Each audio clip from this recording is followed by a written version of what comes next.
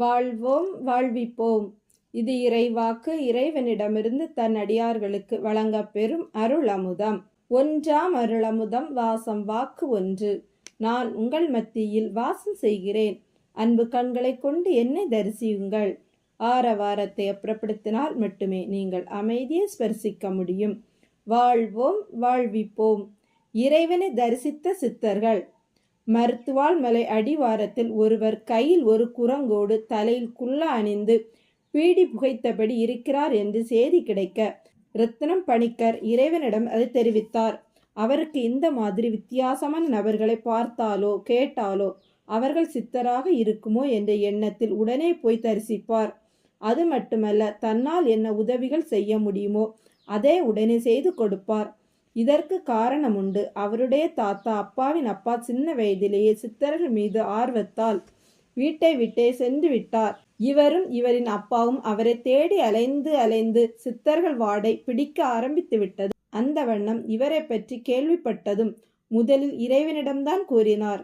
உடனே அவரை போய் பார்ப்போம் என்று காரில் அழைத்து சென்றார். மலை அடிவாரத்தில் உள்ள பஸ் ஸ்டாப்பு பக்கத்தில் காரை நிறுத்திவிட்டு இருவரும் இறங்கினர். அங்கே ஒரு மரத்தின் அடியில் குத்துக்கால் வைத்து இருந்து பீடி பிடித்து கொண்டு இருந்தார். தலையில் குல்லா போட்டவர் பக்கத்தில் குரங்கும் எந்த கயிறும் கட்டப்படாமல் உட்கார்ந்து இருந்தது.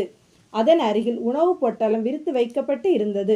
பக்கத்தில் நின்றவர் ரத்தினம் பணிக்கரை வணக்கம் அண்ணாச்சி என்று கும்பிட இருவரும் தலையை ஆட்டியபடியே இறைவனிடம், இவன்தான் நம்ம இன்ஃபார்மர். எங்க இந்த மாதிரி சித்த புருஷர்களை கண்டாலும் உடனே எனக்கு தெரிவிக்க சொல்லி இருக்கிறேன்.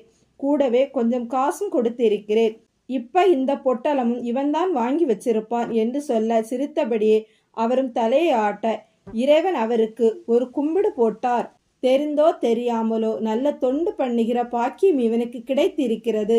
ரத்தின பணிக்கர் இறைவனை ஆச்சரியத்தோடு பார்த்தார். காரணம், இறைவன் யாரையும் சீக்கிரம் கும்பிடுவதும் இல்லை, அப்படி அவரும் பார்த்ததும் இல்லை.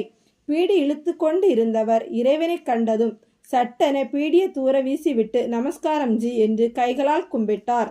இறைவன் சிரித்தார். ரத்தினம் பணிக்கர் முழித்தார்.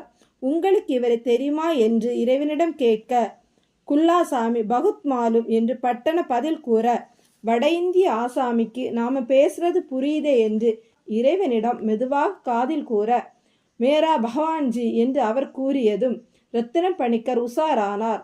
காதில் சொல்றதும் கேட்டு பதில் சொல்றாரே என்று அவர் மனம் ஊகிப்பது புரிந்தது. இறைவன் முற்றுப்புள்ளி வைக்க நினைத்தார். இவர் உரோம ரிஷி, அருவத்தில் எங்கும் இருப்பார். இப்போ உருவத்தில் நம்ம முன்னாடி என்றதும் ரத்தினம் பணிக்கர் இரு கைகளை கூப்பி நமஸ்காரம் பண்ணினார்.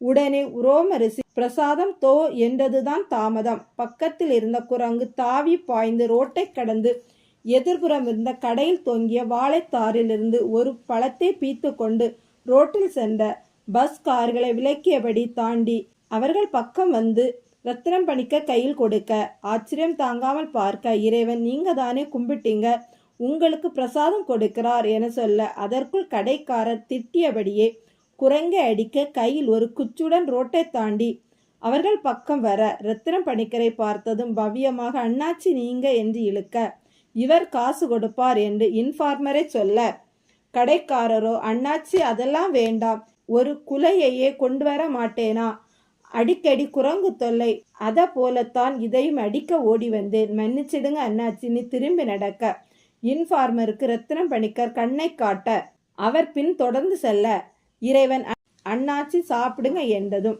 பழத்தை திங்க எதுவுமே நடக்காத மாதிரி குரங்கு உட்கார்ந்திருக்க நின்று கொண்டிருந்த உரோம ரிஷி தான் போட்டிருந்த கம்பளி ஓவர் கோட்டு பாக்கெட்டில் இருந்த ஒரு பேப்பரை எடுத்து இறைவனின் கையில் கொடுக்க வாங்கி பார்க்க அது இறைவன் நேற்று இரவு நடுநிசை தியானத்தில் எழுதிய பேப்பர். ரத்தினம் பணிக்கர் என்னது தமிழ் மாதிரி இருக்கு என்று இழுக்க, நேற்று தியானத்தின் போது இரவில் எழுதியது, இவர் காட்சியில் வந்து படிக்க கொடுங்க என்றார். எழுதி கொண்டு இருந்த பேப்பரை அவரிடம் நீட்டினேன். அதை இப்போ எனக்கு திருப்பி தருகிறார். குழப்பத்தில் பாதி மயக்கத்தில் மீதி. இறைவனை தெரிந்து வைத்திருந்தாலும் இந்த மாதிரியெல்லாம் சாத்தியமா என அவர் மனம் கேட்க துவங்கியது. மறுநாள் தான் வேலாயுதம் அவர்கள் திருச்சபை புத்தகம் வெளிவர வாய்ப்பை காட்டினார். உரோம ரிஷி படிக்க கேட்டது அவருக்கல்ல, உலகாருக்கு என்பது மறைந்திருந்த உண்மை. இதை ரத்தினம் பணிக்கர் நூல் வெளியிட்டுள்ளா என்று ஞாபகப்படுத்தினார். இறைவனை தரிசித்த சித்தர்கள் அனைவரோடும் ஐக்கியமானவர் உரோமரிசி என்பது நிஜம்தானே. வாழ்வோம், வாழ்விப்போம்.